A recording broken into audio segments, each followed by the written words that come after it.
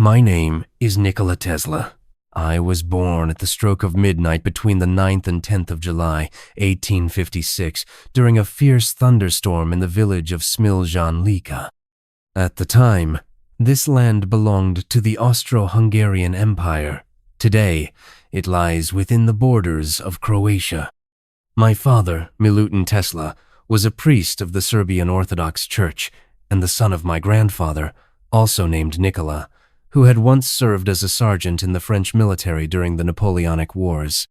After Napoleon's defeat, my grandfather returned to Lika and started a family with my grandmother, Anna Kalinik, the daughter of a respected colonel. Together, they raised 2 sons, including my father Milutin and his brother Joseph, along with 3 daughters, Stanka, Janja, and another whose name I never learned. My father and his brother were both sent to the Austrian Military Officers Training Academy, as was expected of them. Joseph excelled, becoming a professor of mathematics and author of several textbooks. My father, however, turned away from the military life. After being reprimanded during training for not maintaining the shine of his brass buttons, he chose instead to follow a spiritual path and entered the Orthodox seminary in Plasky. My mother was Juka Mandik, daughter of a priest from Grakac named Nikola Mandik. Her brothers were accomplished men. Nikolai became the Archbishop of Sarajevo and later the Metropolitan of the Serbian Orthodox Church in Bosnia. Paho reached the rank of colonel in the Austrian army, and Trifon built a successful life as a hotelier and landowner.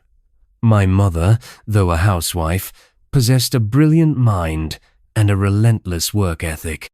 She was, in my eyes, an inventor of the first order. Her ingenuity with household appliances shaped and inspired me until her passing in 1892. My father, a gifted student, graduated with top honors in 1845 and married my mother in 1847. At that time, he had been assigned to a parish in Senge on the Adriatic coast. There, they made their home atop a cliff overlooking the sea and started a family. My eldest brother Dane was born in 1848, followed by my sisters Angelina in 1850 and Milka in 1852. Due to the harsh sea air and insufficient wages, my father was eventually reassigned to the Church of St. Apostles Peter and Paul in Smiljan, where he was given a charming farmhouse, arable land, and even an Arabian horse, a gift from a Turkish pasha in Bosnia whom he had assisted. My father was a man of intellect and reform. He built a vast library filled with religious, scientific, and literary works in multiple languages. He was also a passionate advocate for Serbian education, writing tirelessly for newspapers and founding schools to promote literacy. 3 days after I was born, I was baptized in our family home. I was also registered, by law, as a member of the 1st Lika Regiment of the 9th Medic Company, which I would join formally at the age of 15. My childhood was, by many accounts, a joyful one. I played in the churchyard and farmyard with my siblings, especially my younger sister Marika, who was born in 1859. We would spend hours among the chickens, geese, and sheep. I was often joined by my black cat, Makak. One day, as I stroked his back, a loud spark flew from his fur. My father explained that this was a secretion of electricity.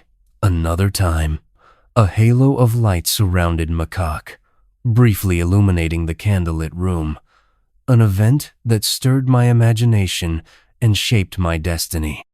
My fascination with such phenomena drove me to experiment constantly. Encouraged by my mother's inventiveness, I sketched flying machines resembling helicopters, disassembled clocks, and even made myself a wooden sword to play the part of a valiant Serbian warrior. But beneath this creative curiosity lay a troubled mind. As a boy, I suffered from a condition that made it hard to distinguish imagined images from reality, a torment that shadowed my early years. This inner anguish deepened in 1863 when I witnessed the tragic death of my brother Dane, who was killed by our Arabian horse. The trauma of that moment would haunt me for the rest of my life.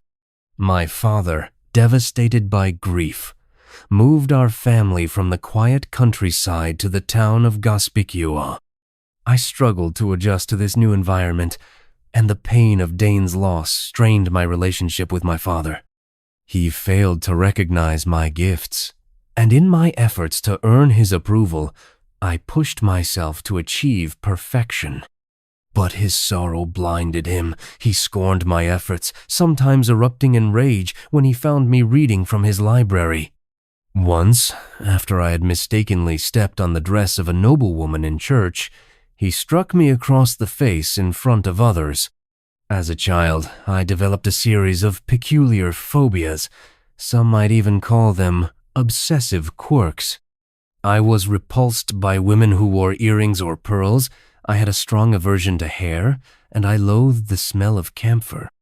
Strange habits consumed me. I counted every step I took and measured the contents of my meals by volume, feeling uneasy unless the results were divisible by 3.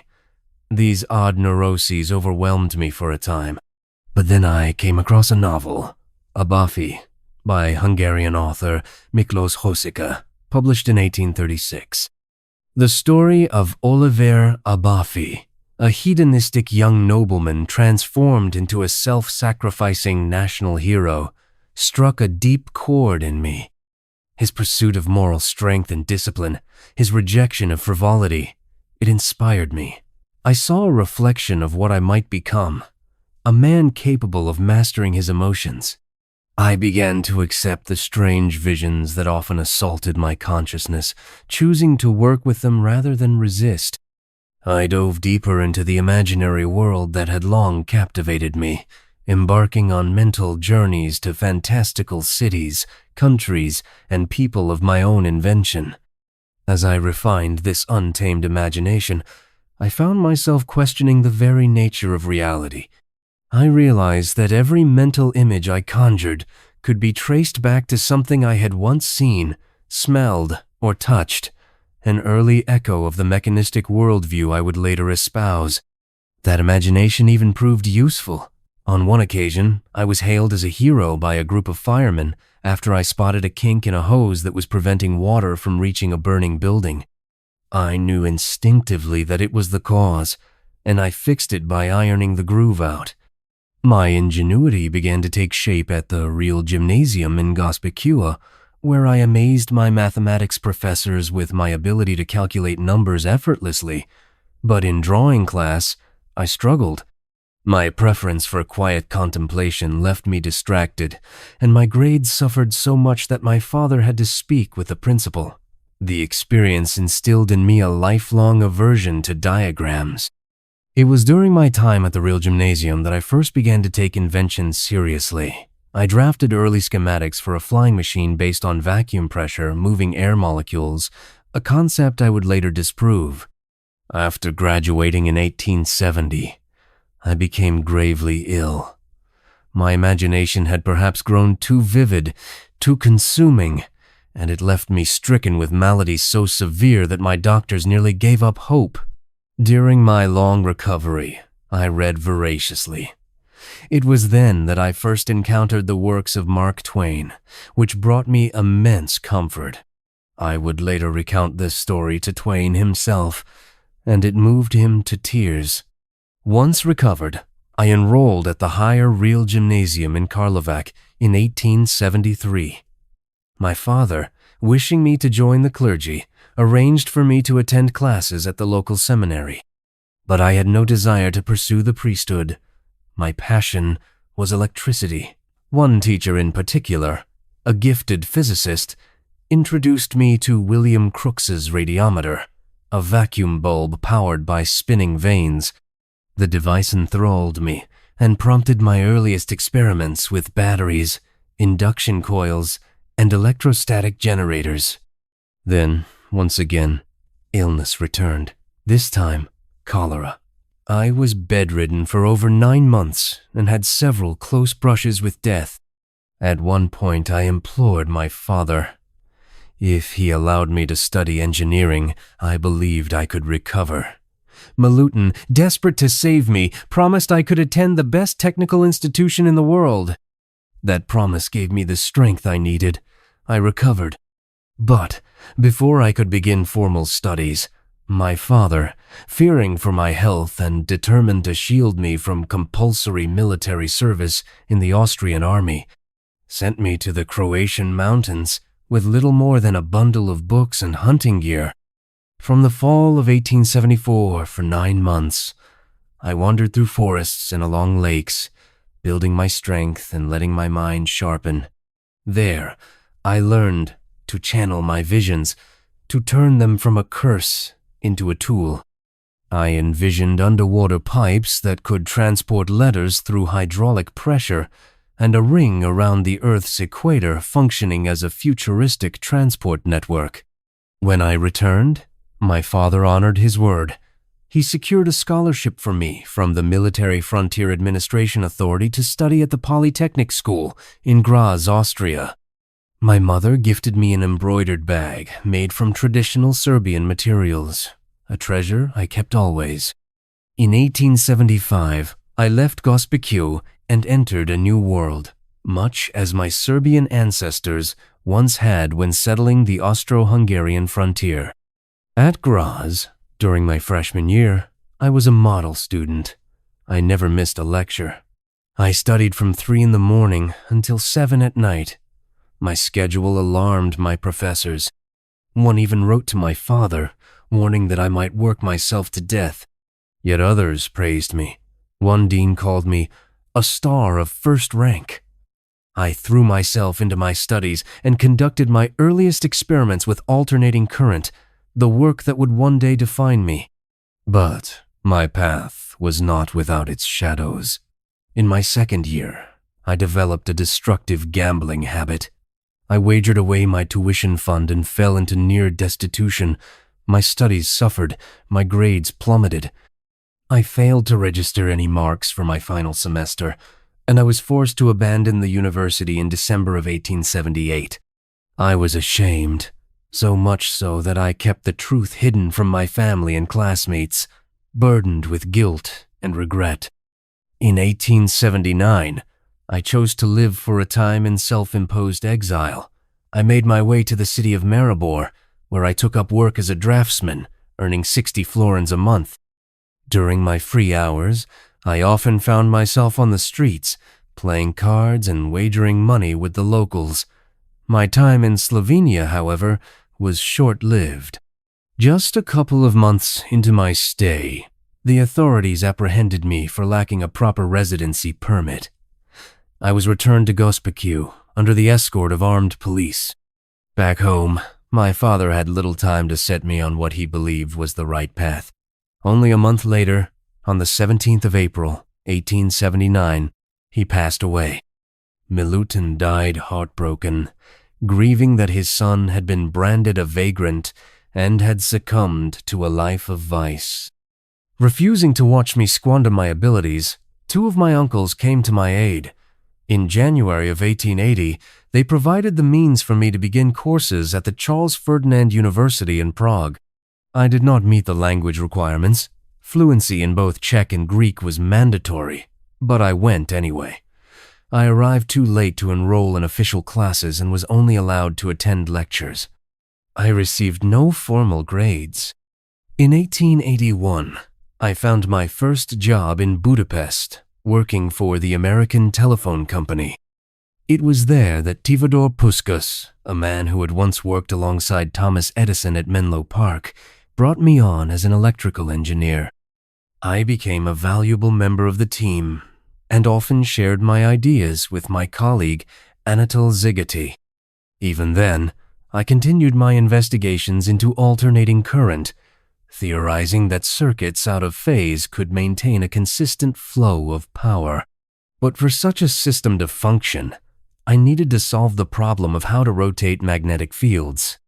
Then, in February of 1882, while strolling in the park with Zigety, inspiration struck.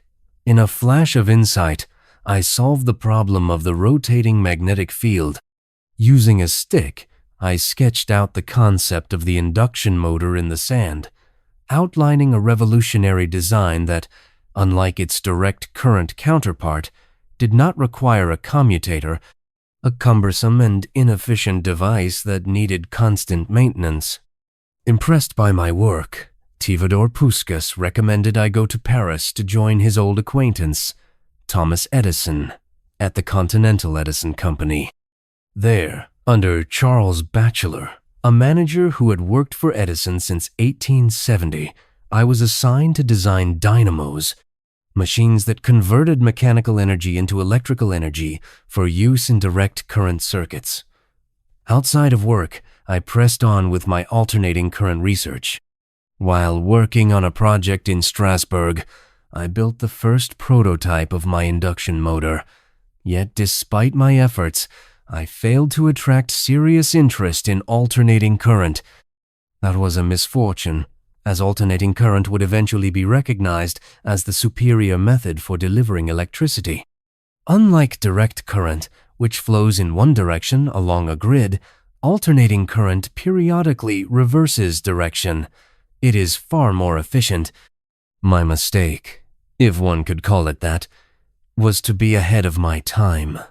The world was not yet ready to accept what I already knew, that alternating current would outmatch direct current in nearly every regard.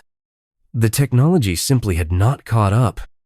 Eventually, I found myself once again in financial distress. I had spent all my earnings.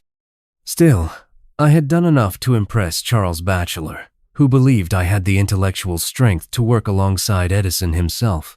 In 1884, I arrived in America. Due to a misheard word at the immigration station, Smiljan, mistaken for Sweden, I was incorrectly registered. I carried with me a letter from Batchelor that read, "I know two great men. One is you and the other is this young man." Although I fundamentally opposed direct current, I was put to work improving Edison's DC motors. Edison dismissed alternating current as dangerous and impractical. This divergence of vision would become the foundation of a lifelong rivalry. Working on inventions I did not believe in left me disillusioned. I began critiquing the inefficiencies of direct current and promoting the advantages of alternating current. I noted that Edison's system could only dimly light lamps and that its infrastructure demanded power stations every 2 miles due to the inability to maintain high voltage across distance. In contrast, I championed my polyphase principle, a system in which energy was constantly recycled, reflecting the cyclical nature I believed inherent to electricity itself.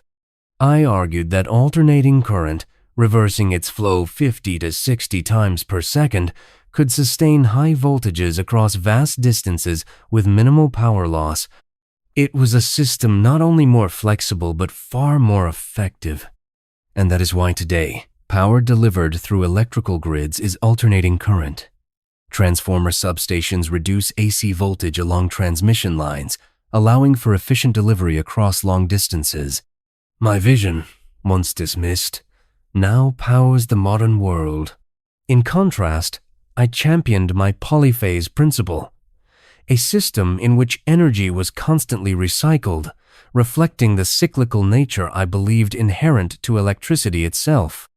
I argued that alternating current, reversing its flow 50 to 60 times per second, could sustain high voltages across vast distances with minimal power loss.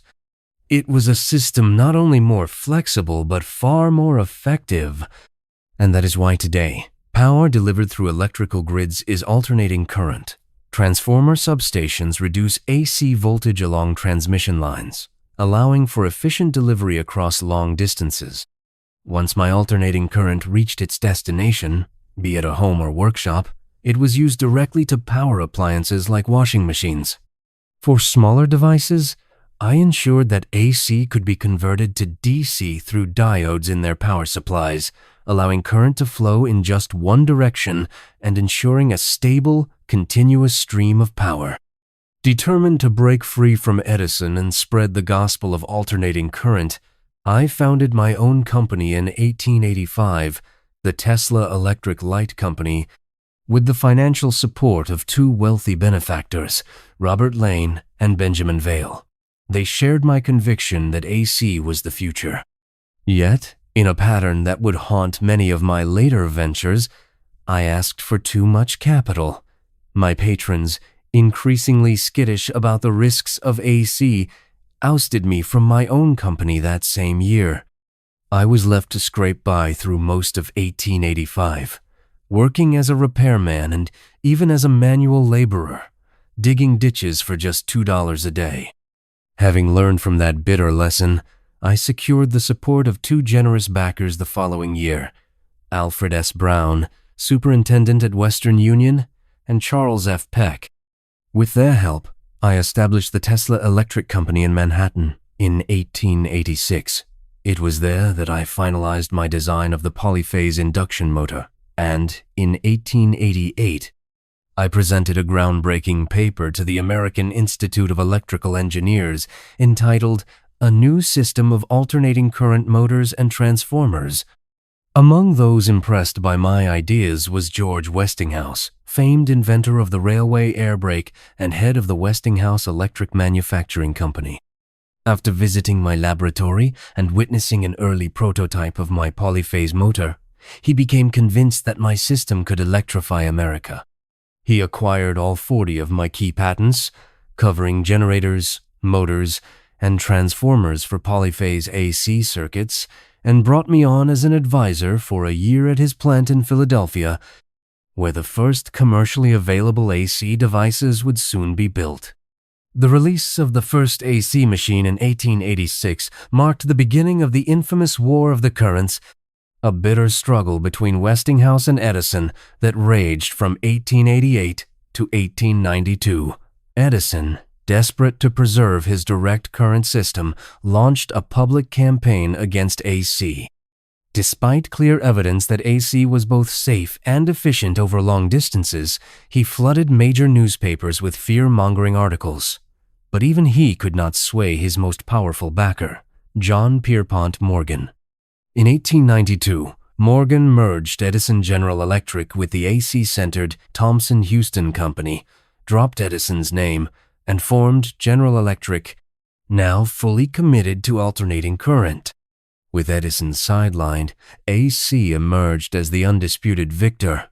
Westinghouse's annual revenue soared from $800,000 in 1887 to $4.2 million by 1890, while I received approximately $105,000 in royalties by the end of 1891. That same year marked several milestones. I became a naturalized U.S. citizen and established 2 personal laboratories in New York, on South Fifth Avenue and East Houston Street. However, my royalty checks ceased abruptly after Westinghouse's finances collapsed.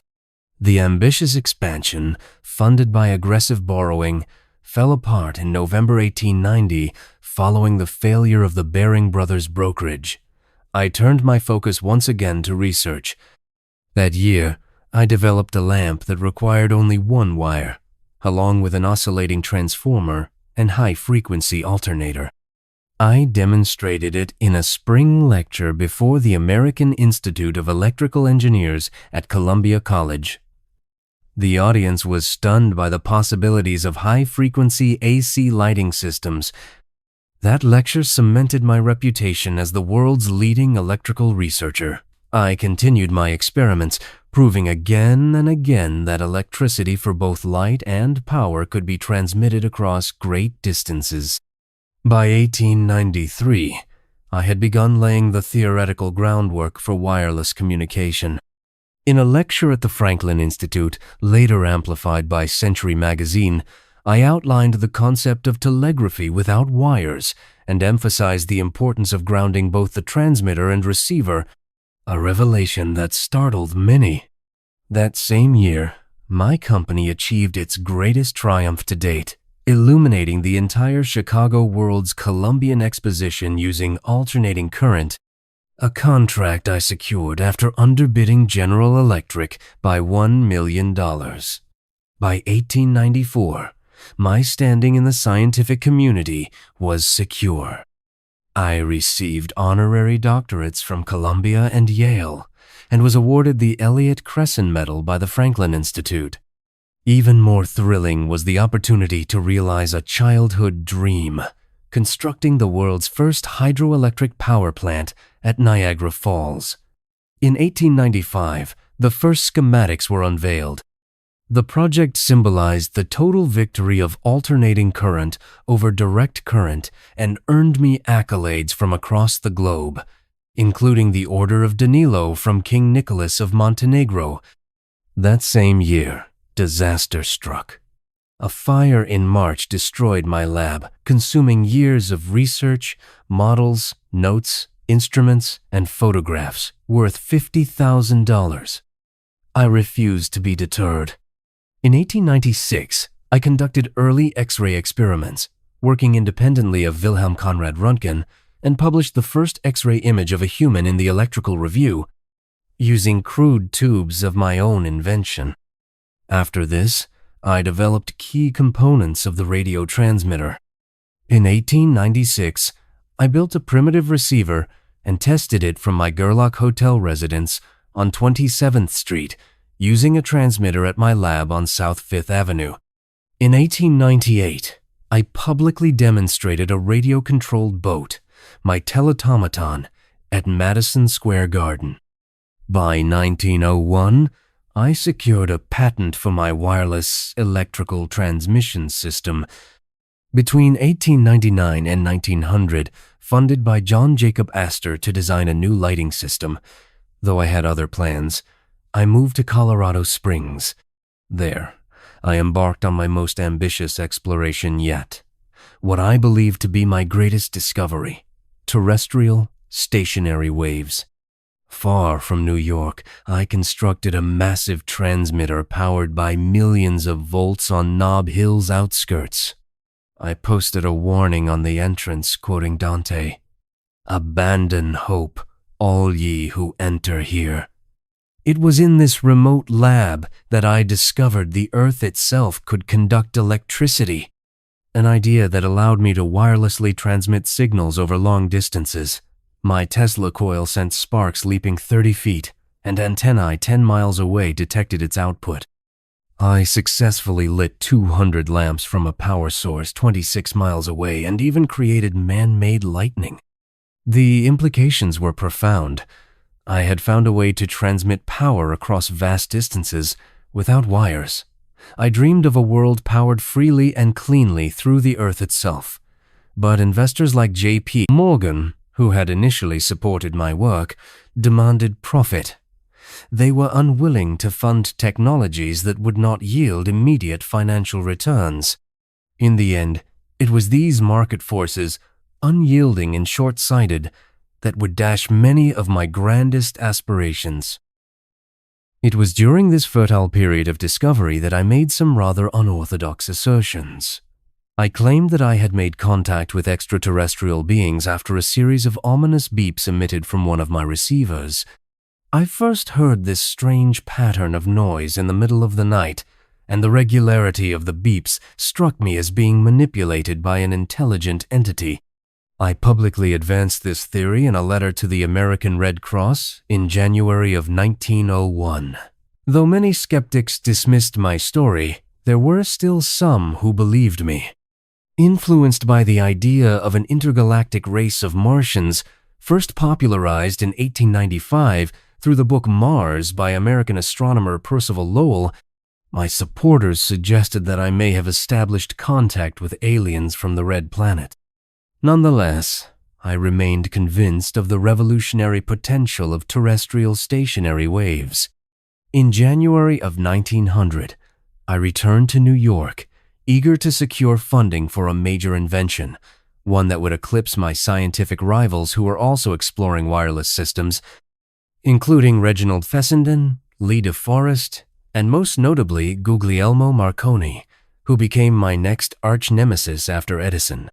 I was determined to honor a promise I had made in May 1899, to wirelessly communicate with Paris by 1900. After patenting the magnifying transmitter I had built in Colorado Springs, I began hunting for funding. Since the device I envisioned needed to generate enormous volumes of electricity using AC equipment, I first approached my old ally George Westinghouse.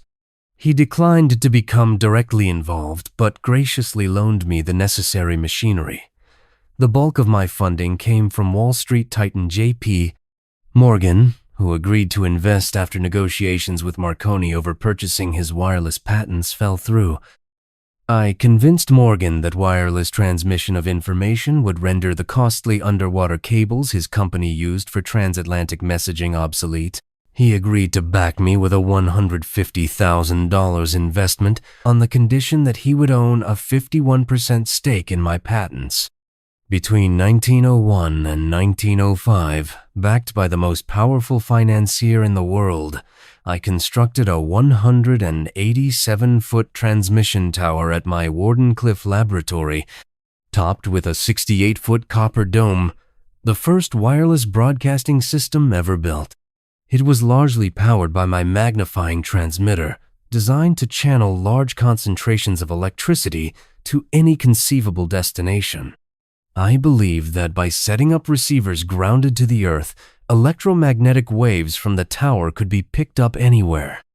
But I was desperate to overshadow Marconi, who in December 1901 had been hailed by the world's press as the inventor of wireless telegraphy after he successfully received the first transatlantic signal at St. John's in Newfoundland. In interviews, I made it clear that I believed Marconi had stolen many of my ideas from the 1890s. Eager to keep Morgan on my side, I next announced the creation of a world telegraphy system, an advanced communication array similar to what would later be called the World Wide Web. Individual receivers would pick up messages and news from transmitting facilities. I envisioned several types of receivers, one that anticipated the fax machine by printing newspapers, one that acted as a loudspeaker to play voice messages, and another, a handheld device attached to a short pole with a vertical wire that could decode radio waves, foreshadowing the modern cell phone. By the summer of 1902, I had moved permanently to Wardenclyffe and focused exclusively on increasing the power levels. I set up a company with Morgan to further the project, but struggled to sell shares to wealthy New Yorkers who deemed it too risky. I did not share their view. I sold $33,000 worth of personal property and borrowed another $10,000 to realize my dream.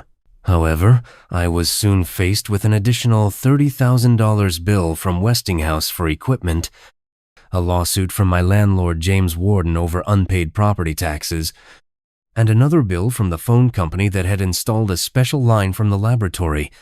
I promised Morgan that the system would eventually transmit signals as far as Australia, but in July of 1903, he informed me he would not invest another cent. It was a crushing, unexpected blow. Furious and defiant, I cranked up the voltage of the magnifying transmitter to maximum and hurled lightning bolts into the New York sky.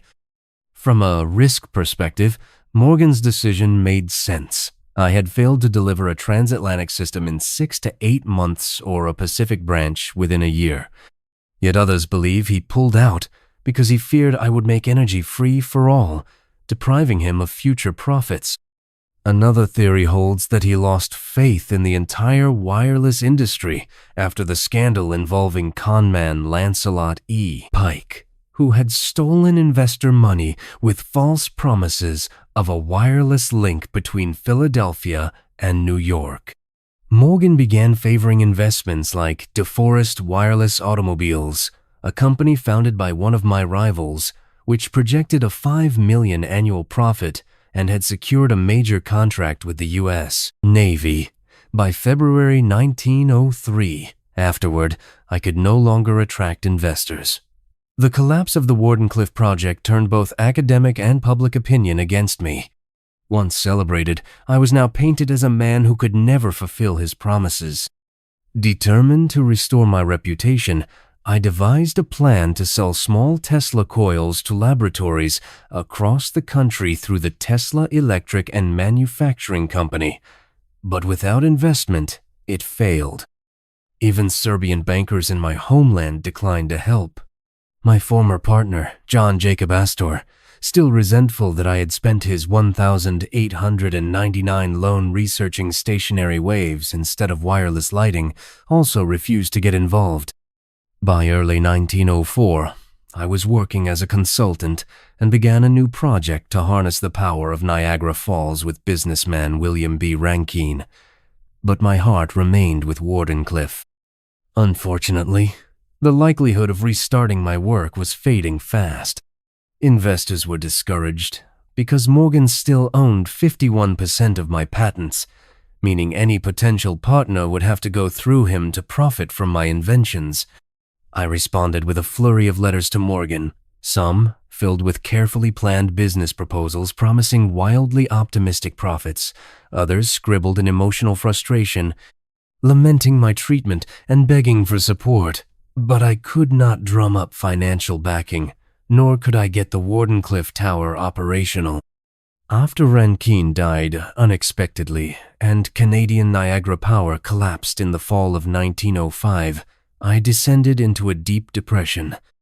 Always fascinated by the mind, I later recounted my emotional collapse to author George Sylvester Viereck in a book on Freudian theory, describing how I was haunted in my delirium by visions of my late brother Dane and our mother. I began to recover in 1906. With renewed determination, I shifted from electrical to mechanical engineering and explored the science of flight, hoping to raise money to continue my work at Wardenclyffe. I had mortgaged the site in 1904 to George C. Bolt, owner of the Waldorf Astoria Hotel where I had long resided. My efforts resulted in the invention of a bladeless turbine. Though John Jacob Astor refused to invest in the idea in 1909, I remained confident and issued 2 patents in October, one for a pump and another for a turbine. I even started the Tesla Propulsion Company.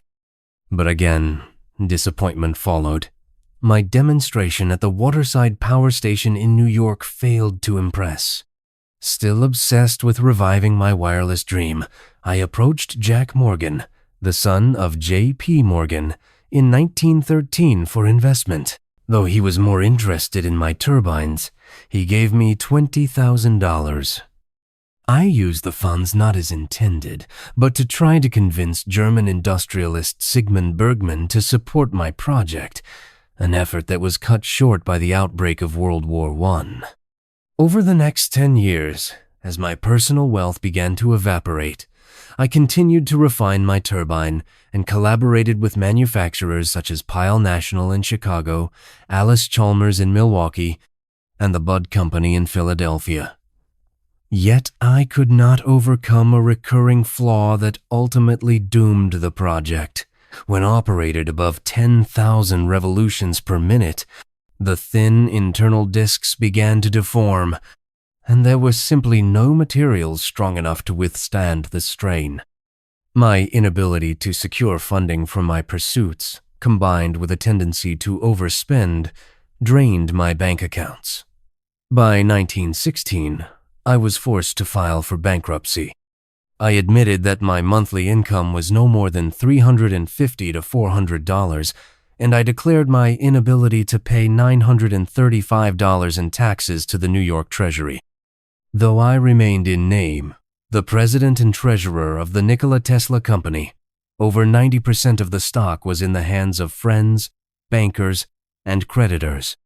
Many of my patents had expired by then, leaving me virtually penniless. In an effort to stave off ruin, I filed a lawsuit against Marconi in August 1915, accusing him of illegally patenting radio technology in 1904. The case went nowhere. Marconi remained the recognized inventor of radio for the time being, and only in 1943, months after my death, did the Supreme Court overturn that decision. To earn a living, I focused on minor inventions. I registered improvements in automobile speedometers, frequency meters, and flow meters, which I licensed to the Waltham Watch Company in 1918. The company used my name to market scientifically built speedometers.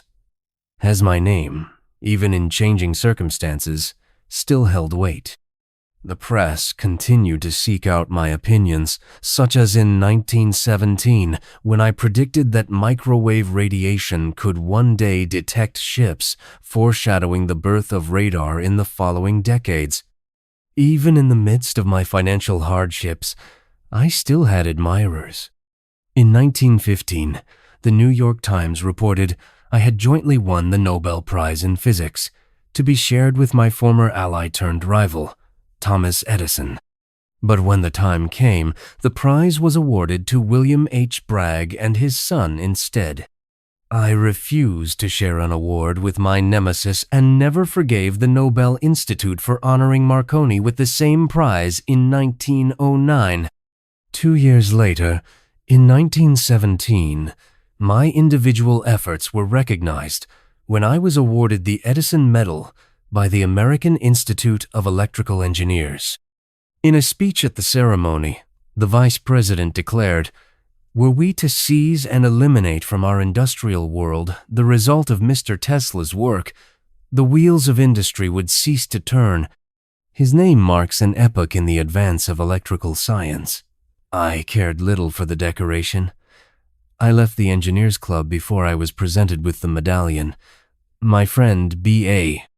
Barrand, who had nominated me, eventually found me feeding pigeons in Bryant Park across the street. I especially despised that the award bore Edison's name. Despite my recognition in the world of electricity, I remained poor throughout the 1920s. My income from royalties on minor inventions was small, and I became entangled in numerous legal disputes, such as in June 1925, when attorney Ralph J. Hawkins sued me for $913 in unpaid fees. During this time, I withdrew from public life, living in hotels and spending hours feeding pigeons in Bryant Park. Today, a corner of that park bears my name. But in 1931, on my 75th birthday, I was suddenly thrust back into the spotlight, appearing on the cover of Time magazine. A young science writer, Kenneth Swezey, gathered over 70 congratulatory letters from the most esteemed scientists of the day, including Albert Einstein. In an interview, I outlined my plans for the future, how I intended to disprove Einstein's theory of relativity, how I doubted energy was released from a split atom, and how I envisioned interplanetary communication. I so enjoyed the conversation that each year thereafter, I held a press conference on my birthday, typically 6-hour affairs where I updated journalists on my work and personal reflections.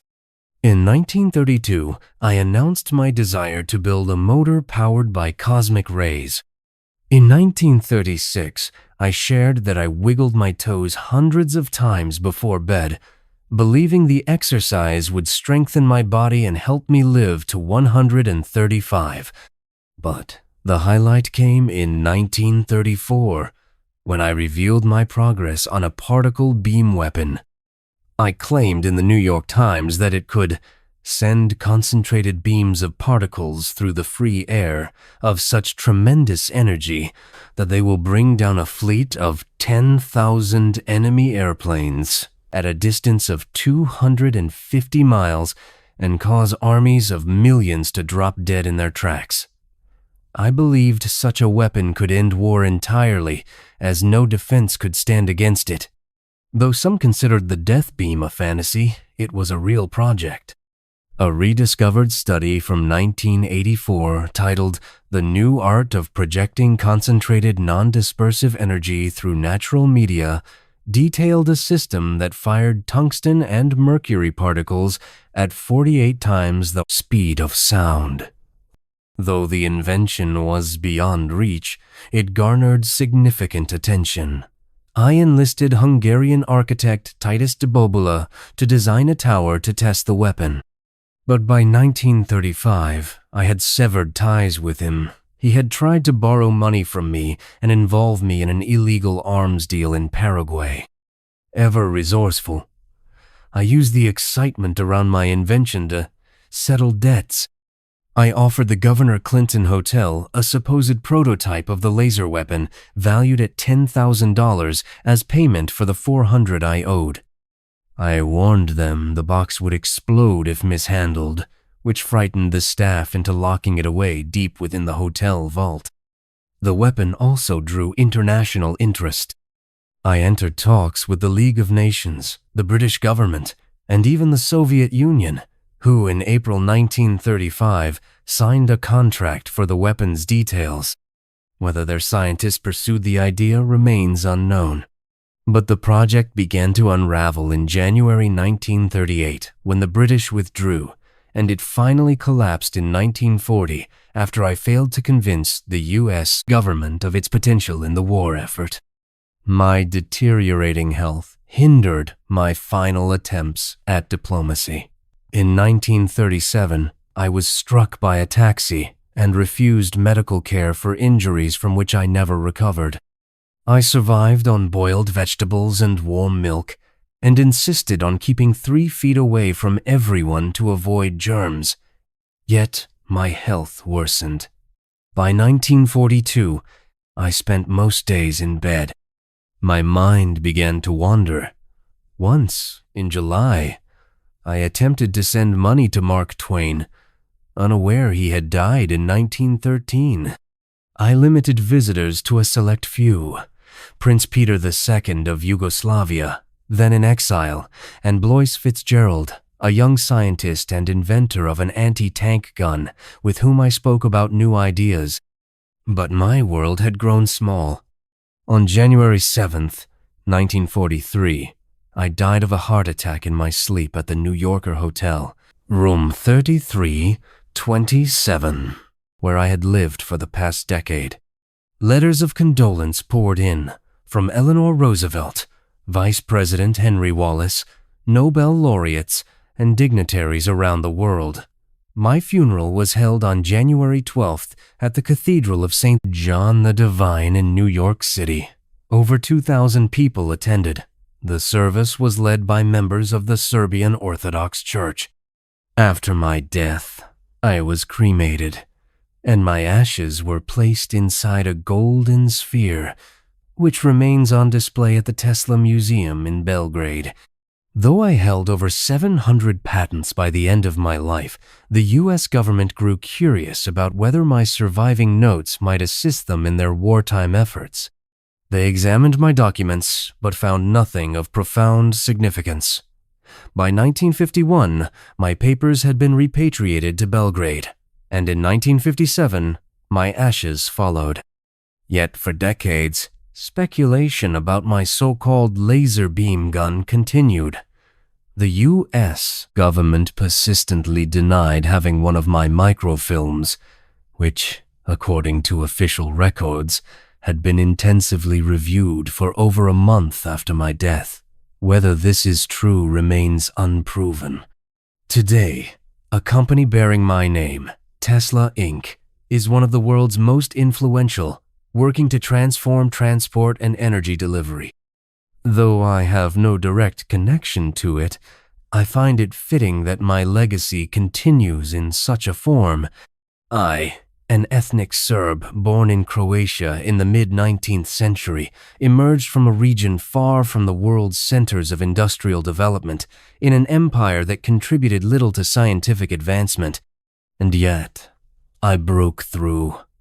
I pioneered alternating current, made significant advances in radio, and helped lay the groundwork for renewable energy systems. I even envisioned the concept of wireless communication long before it became reality. In that sense, I belong to a lineage of transformational minds: Galileo, Newton, Edison, Einstein, each of whom redefined the contours of human knowledge. But why was I not recognized more during my own lifetime? The answer is simple. My ideas were ahead of their time. Edison, with whom I shared both rivalry and kinship, introduced electrical systems that were better suited to the era's limited infrastructure. My designs, though more efficient, were seen as impractical then. Edison won the battle for dominance in North American electrification, but history has vindicated me. Today, when you boil a kettle or turn on a light, chances are you're using alternating current, not Edison's direct current. I lost the current war of the 19th century, but I anticipated the energy landscape of the 20th and 21st. Though I did not discover alternating current, my genius lay in recognizing its potential and applying it. I possessed a vision that few could match, including Edison. The light bulb, after all, is little more than a glass shell without a safe and reliable way to deliver power. And it is my system that brought electricity into homes around the world. I even dreamed of a system where energy would be delivered wirelessly and freely to all. That may explain why I'm remembered fondly today, but also why I never managed to monetize my work the way others, like Edison, did. There is something enduringly romantic in the image of the solitary, eccentric inventor, the so-called mad scientist working alone, chasing visions no one else can see. In a world where scientific achievement is now absorbed into vast corporate machines, even the one that bears my name, the memory of a lone man striving to change the world remains inspiring. I was one of those men. Though I did not receive the wealth or recognition I perhaps deserved in life, I have been immortalized in death. I remain one of the greatest and most consequential inventors who has ever lived.